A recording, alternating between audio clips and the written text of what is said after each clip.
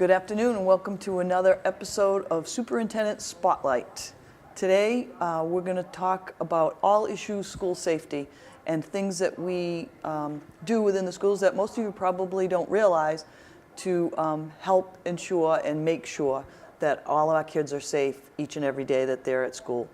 Today we have with us Principal Mark Bodwell, who is here because he is the head of our district Safe Schools Committee.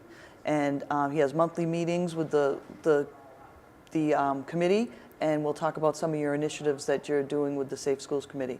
We also have here Officer Ken Thaxter, who is officially called our DARE officer, but really does so much more than just DARE, but we'll get into that program and some of the other things and initiatives that you do with the schools since you've been with us. Great. So we're just going to have a conversation and let people see what we're doing and get a better idea of the inner workings of school safety. So Mark, you're the Safe Schools Coordinator, and I think you actually had a meeting this morning. We did. We actually did, yes. So tell me about the Safe Schools Committee, how often you meet, what do you talk about, who's on it, things like that. We meet about once a month. It's comprised of a great group of individuals. We have police, we have the police chief, Officer Thaxter is on it. We have representatives from the fire department, our lead nurse, our head building and grounds, 2 school committee members, school psychologist, assistant principal, and building principals from the other building. So it's a great, well-rounded group of individuals who come together with lots of, concerns sometimes, but also lots of answers, which is important because we want to sit and talk about what goes on in the district and what we can do to make sure the students are safe and secure. And what are some of the topics that come up in the meetings? We've come up with different programs. For example, we ran a Safe Dates program this year, talking about dating violence, with our high school students, and that came out of the Safe Schools Committee. The EDS, the Emergency Dispensing Site initiative, we talked about that there. Brought in other guest speakers to the meetings. We've talked about the lockdowns, how to safely do lockdowns, when to do them, shelter in place, many different things that ensure the safety of all. So Officer Thaxter, you're a member of the Safe Schools Committee along with being the DARE officer. And so what do you think about these committee meetings and the type of camaraderie within the committee? The thing that I'm most impressed with, and I don't want to speak for the chief, but I think that's why he comes, is a lot of times you have meetings for the sake of meeting, and these meetings, stuff has come out of them. And the one thing that come off the top of my head right away is the text tip line, which originated years ago, started in a safe school meeting. And the other is the ALICE program, which we've implemented. Mark and I are both involved in, which is another neat thing that we're both partnering for this. But again, that came from us doing some research on a program, bringing it to the school, to the Safe Schools Committee meeting, and having it decided that we were going to do something, and we did it. So I think it's great. It's always good to have meetings, but if they're not accomplishing anything and you're just talking to hear yourself talk, they're not worth going. When we go to these, stuff comes out of them and stuff gets done. And what's great is the collaboration with everyone. Yeah. Everyone has an equal voice, and everyone gets along really well. And I think in West Bridgewater that makes us somewhat unique because, people, there is no egos of this group does that, this group does this. Everyone realizes we're going to work together, and if there ever is a major emergency, we have those people in place to work with one another, and it would be very seamless. Plus, we get to debrief a lot of stuff that I can speak for other towns that I'm aware of. Have a small event. They never get everybody back together to debrief it. It's kind of like a rumor how it ended. We just debriefed a couple of things that had happened today. So if something goes on and it falls under that school safety net, everyone gets sort of the fire department, the police, everyone gets to kind of talk about it, which is, I think, again, real unique. A lot of other towns don't meet like that and don't discuss. They meet after the fact. We actually, I think we do a nice proactive job. So let's go back to something you said, the ALICE program came out of that. And I know you're both ALICE trainers. Explain for everyone that's listening, what is ALICE and what have we done with it? Well, it's really an enhanced type of lockdown. Again, to provide extra information for people so they know what to do in case of an intruder in the building, but it also gives common sense options to teachers and students so they make good decisions throughout this process. When going through the training, we realized that just a traditional lockdown isn't always the best option. If you're able to get out of a situation, that may be the best alternative. If you need to barricade yourselves in and wait for help to arrive, that may be the best option. So it's kind of looking at what's going on in the world today and what's going on in schools and doing what's best for kids. And that takes a lot of training, but it also takes a lot of ability for the teachers to make decisions. That they make great decisions every day, so we want to empower them to make those decisions in a situation like that. And if you think about the way we used to do them, I know Dr. Oakley used to come and we would go through the hall and we would look for the cards and we would look to see if we could see in the window, and it was a success if everything was covered up, and it just, I was skeptical. I know Mark was. We went to the training. We drove to Watertown 2 mornings, 3-hour commute, both skeptical about this program. And when we left there after the second day, we said we need to get this to because this is. Yeah, you guys came back excited. Yeah, and I said this has to happen because this is real life, and these are life skills. One thing I've told the teachers is, you're not only teaching kids how to act in school, but you're really giving them a life skill, so that when they get to be 22 and 23 in college, they don't go back to trying to hide in the corner every time something happens. They're looking for their own safety. So it's a lesson in and of itself, in addition to keeping the school safe. Right. And we pray to God that we'll never ever need it, for real. But I think you'd agree that every teacher and every kid, I think, is very well prepared for anything that could happen like that. If I could share just a story, with last time we did one here in the high school, and I believe there was a newer teacher, and for whatever reason, not to catch her, but she didn't have the door locked. So when I opened the door, I was met by a bunch of students with chairs ready to hit me, and I said, "That's exactly what I wanted to see," So the kids are getting it, and the teachers are getting the message to the kids, and they're putting it in practice. We want to inform teachers and students what's going on. If we have to call a lockdown or shelter in place, it's important to inform them, because by informing them, we're hopefully lessening the anxiety. So, for example, if we're doing a canine search, and they'll be going through different parts of the building, we're going to tell the teachers and the students that. So we're not just simply saying we're locking the building down, because we don't want to panic anyone. And I think that's a good way to approach, these enhanced lockdowns. Right. And when we do, it's important to know too, for anybody looking in saying, well, it must be very stressful to do a drill, we're very clear that it's a drill. The kids know that it's a drill, but they still practice as if it's real, and that's what's important.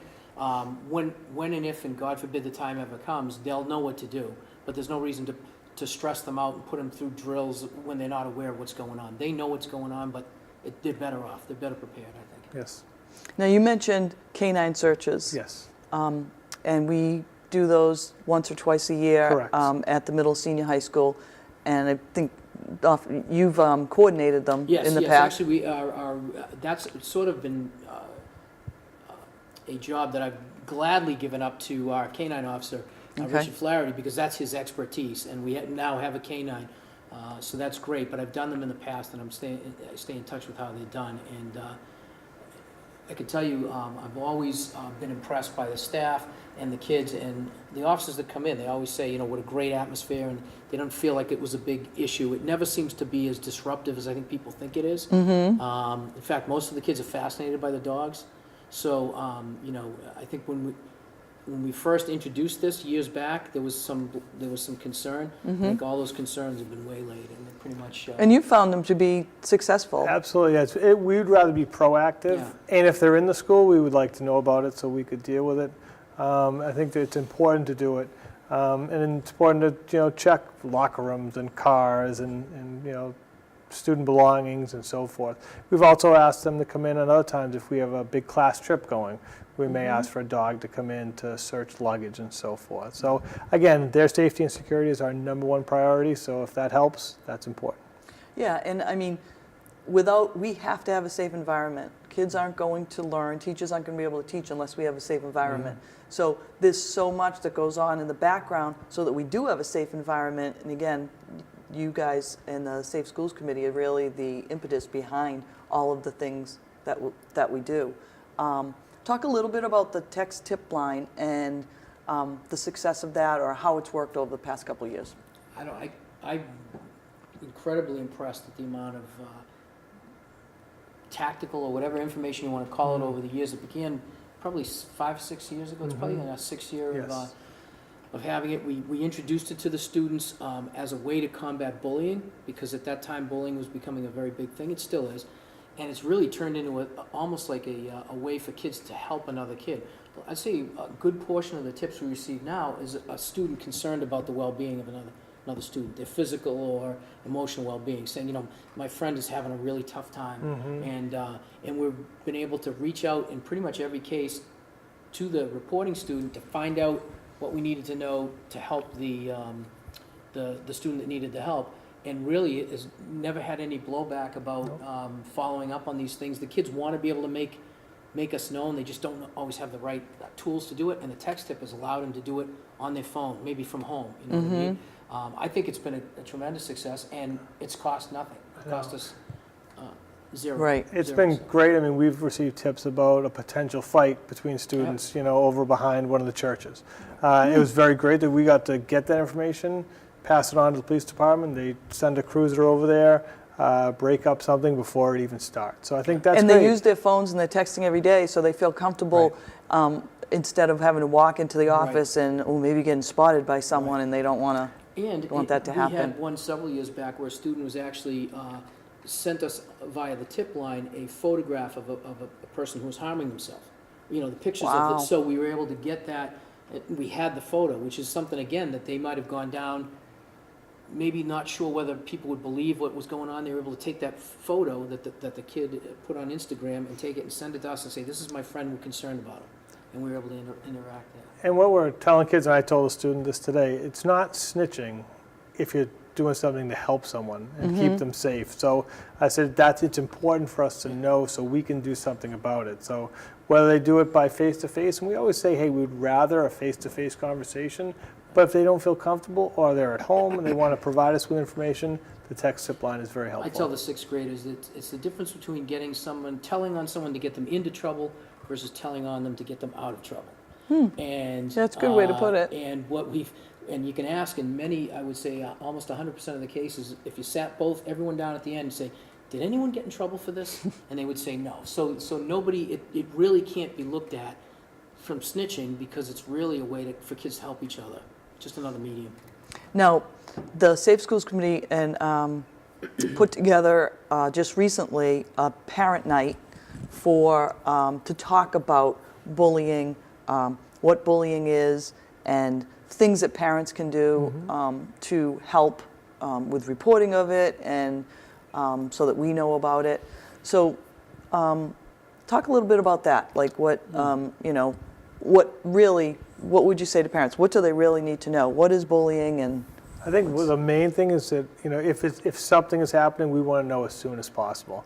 Our teachers do a very good job of reporting information to us, but if parents are hearing something, they need to come forward and say, hey, this is happening.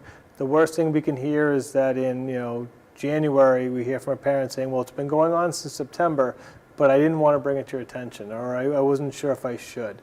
So we want to know right away, because I feel not only in the middle, senior, high school, but in all the buildings, it'll be addressed immediately, and we'll investigate it.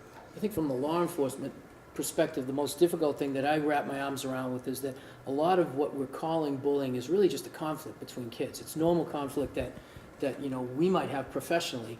Kids don't know how to react to it, so when they do, and we do tell them to come to an adult, and we always follow up on it, but a lot of it turns out not to be bullying. so how is bullying different than a conflict? As we brought out at the meeting, the key features of bullying is it's a pattern, and it's directed at a certain person over a long period of time. Usually it's done by a group of people. It could be one-on-one, but that's untypical. Usually it's a group of people focusing on one person to really drag them down over in a pattern. And actually there are laws in the books, criminal harassment laws, that will address that. So there's always been a bullying law, per se. I think what happens in the school, though, is two kids will have a bad interaction and both call it bullying. And the schools have to respond. That's a state law. So they investigate it as bullying. We had a group called Boston versus Bullies come in and speak to my sixth graders in there.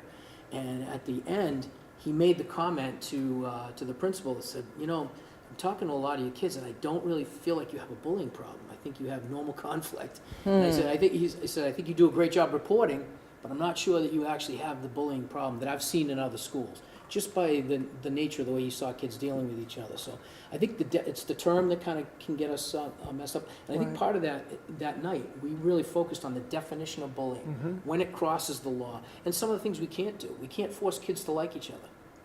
We just can't. That's a good point. You know, legally or educationally, you can't. Right. So there's things we can do and things that we can't do, and when we can do it, we will do it. And I think that's the message that I think we got out. And I think that night, you know, and also bullying happens or could happen and conflict happens outside of, you know, face-to-face. It's cyberbullying. And that's something that we address with the students, and we ask them to print out information, bring it in so we can look at it, review, and then, you know, talk to kids about it. Which is a big burden from the way I look at it, because really these events are happening out of school.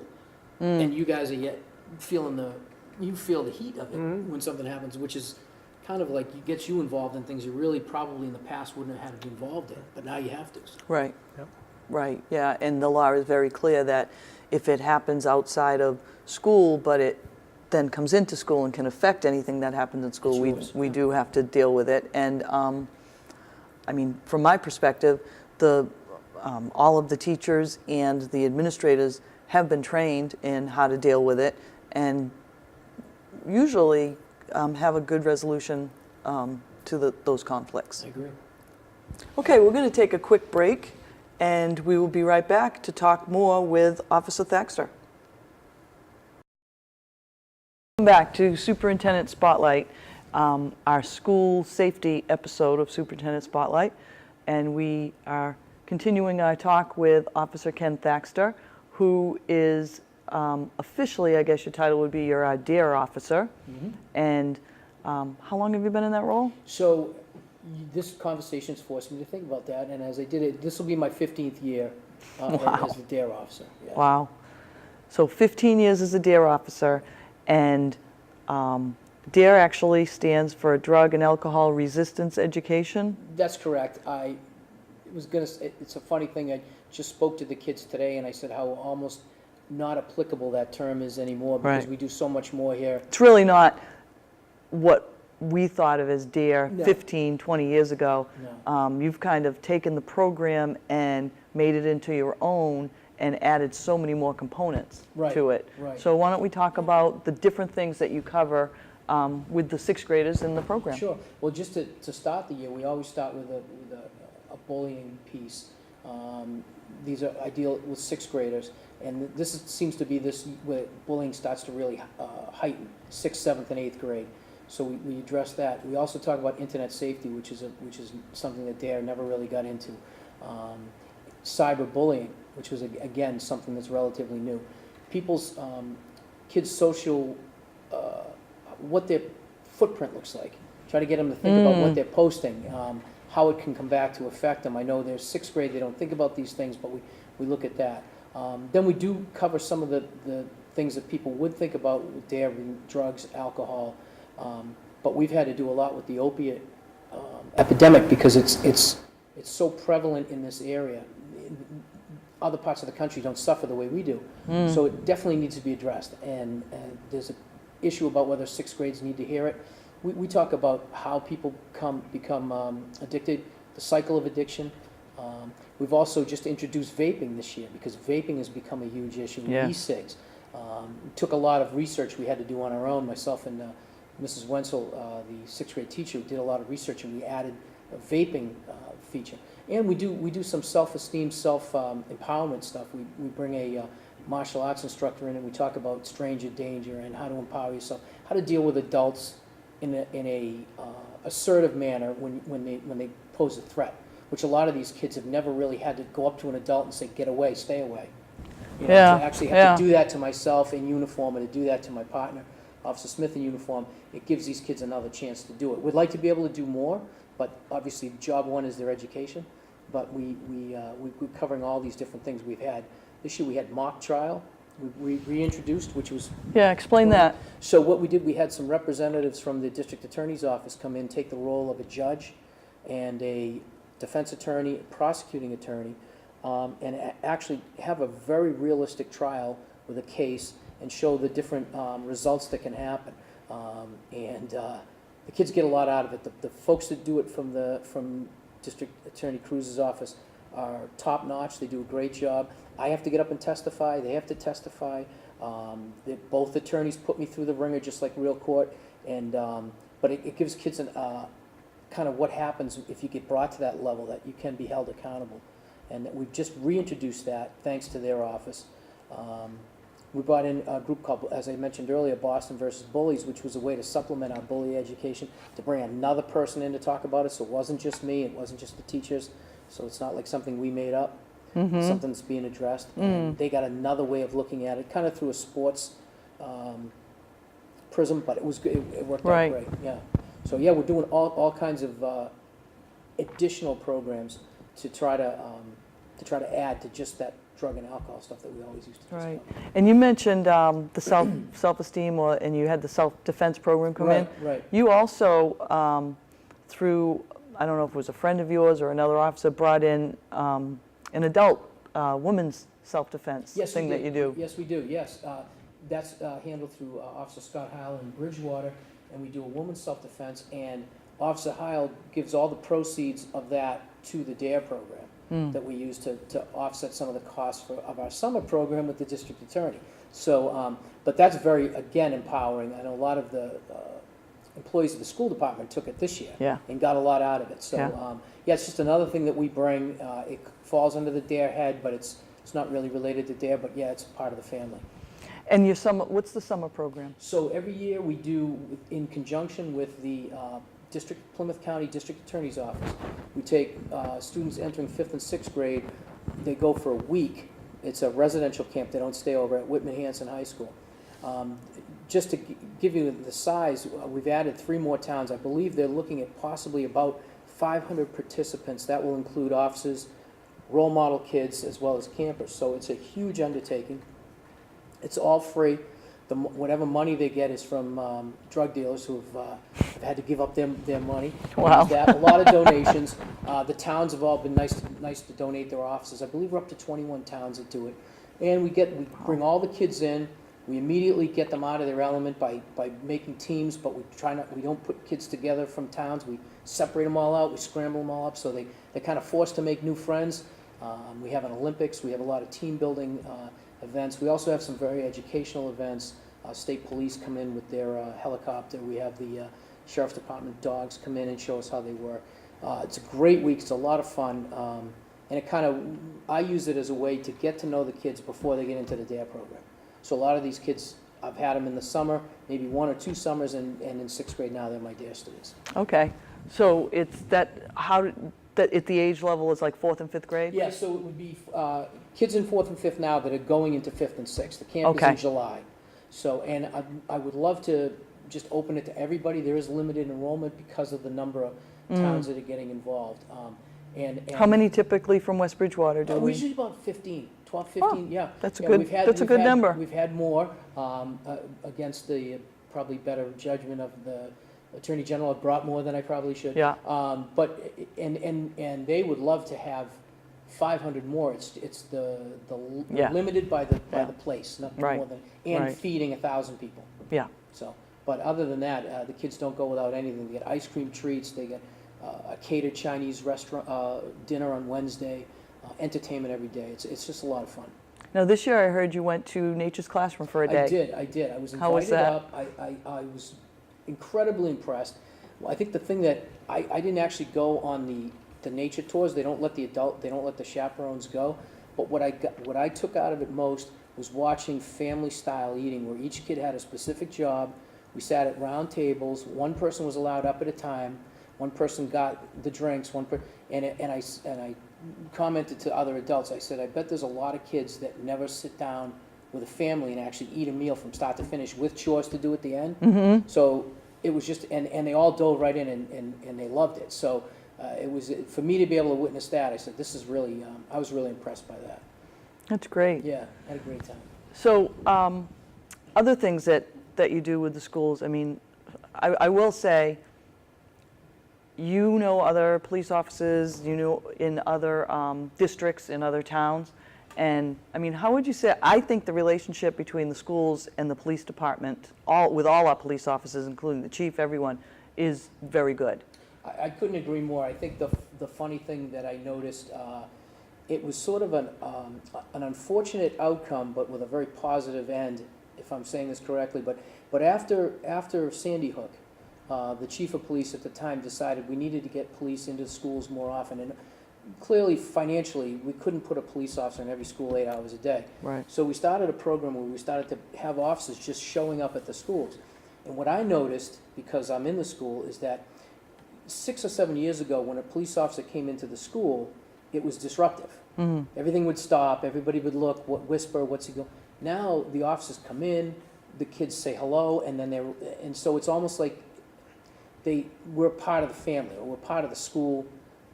And this goes for everybody. It's anybody Right. who works a day shift will grab a couple of those school runs. So it's not just one guy getting into the school. Yeah. It's like pretty much everybody. And it is nice to see all the different faces, and honestly, I really do think that the officers actually like it. Oh, they definitely do. They definitely do. Despite the fact we do an ice cream party every year, and I always bring it up, and I get a lot of groans and grunts. And then when it comes to ice cream day, we always have too many guys showing up. You know what I mean? So it's I think a lot of it is some officers are a little bit uncomfortable around kids, especially if they don't have kids. Mm-hmm. And so and then we have a lot of younger officers that may, but it's what we have now where we're in all the schools. It really helps. They know everybody. Everybody Yeah, knows and I everybody. think it helps too, as the kids get older. Yeah. Then it's the police are, help them. They're part of their life more than, oh, we're going to pull you over because you were speeding, or we're going to pull you over because we think you were drinking and driving, or something like that. It's like you understand that, no, we're in this together, and it's a team, and it's not us versus them. Right. And I really think that I know we have a great relationship, Right. and it's just nice to see that. I mean, when the officers came and did High Five Friday, Right. Honestly, the kids loved it, but I saw the pictures and witnessed some of it. I think the officers loved it even more. Well, just so you, I know you're aware, but just so anyone who'd be listening would be aware that the majority of those officers did it on their own time. Oh, really? They don't get paid for it. No. So they came in to do the high uniform, fives? Got in uniform to do the high fives, because the way our shifts work, either somebody was either just coming on shift but was answering calls, but the ones coming off stayed, and other ones came in uniform so that they could do it. That's nice. And I know from dealing with the juveniles, dealing with the kids, whenever I've asked for the officers to do anything for the kids, like this year by Dare shirts, the association bought them. Nice. So I go to, when I say it's for the kids, they get. Yeah, they're very supportive. Yeah, and I think the rank and file officers understand that the problems that we have with kids are a small percentage. That the 90% or whatever the percentage of good kids that we run into, and the problems that we're having are the small percentage, and they don't take it out on everybody for that. So you've been in West Bridgewater, working in West Bridgewater for a long time. Right. What do you like about West Bridgewater? What do you think makes it different from what other people Well, it was funny. have? It's funny that you mentioned that, because I have two grown sons. They've moved out.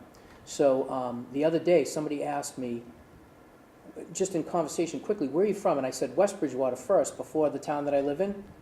And I realized it's because now, not having kids in the school, I'm more attached to this town, even though I don't live here, because Right. of the kids. So just my job dealing with kids really attaches me to the town.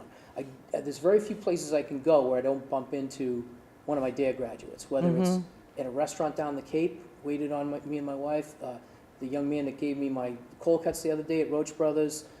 So I'm constantly running into people. So I feel much more of an attachment to West Bridgewater than the town I actually live in, because now my kids are gone and it's just me and my wife. So Right.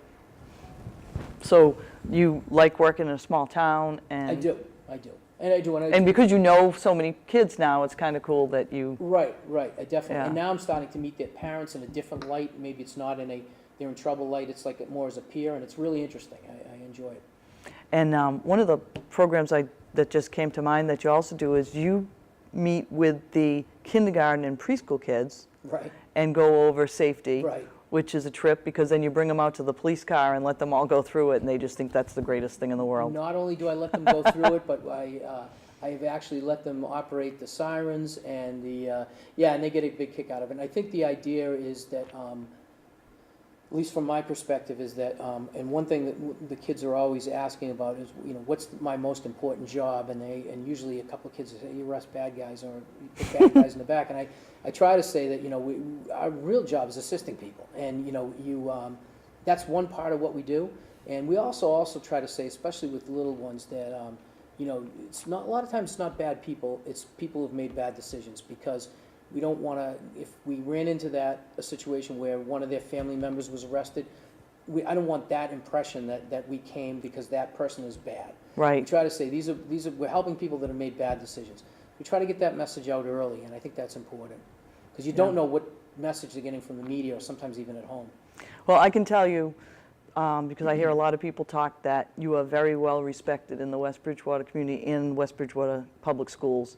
And I see when you walk into the schools and kids see you that have had you for dear, and high school kids, and mostly high school kids, they get to a certain age, they don't want to see any adult, and they're like, hey, officer, hey. So that's pretty cool. I agree. And not a lot of people get that. So No, I agree. I want to thank you for all you do for the school department and for the community, and thank you for coming to Superintendent Spotlight. Great. Thanks for having me. You're welcome. And stay tuned for our next Superintendent Spotlight that should come out in a few weeks, and I believe it will be on global education. Thank you. Ken, thanks for driving me back to my office. I really appreciate it. It's no problem. I enjoy doing those shows. Check out this text. I can't look at that text I'm driving. I can't. That's right. Hold on, I'm getting a hot call. Go ahead. 28 received, I'm en route. Buckle up. En route? Buckle En up, route? just buckle up. Are you kidding me? Where are we going? Shh, just buckle up. You can't even drive. Here, you drive. What am I doing?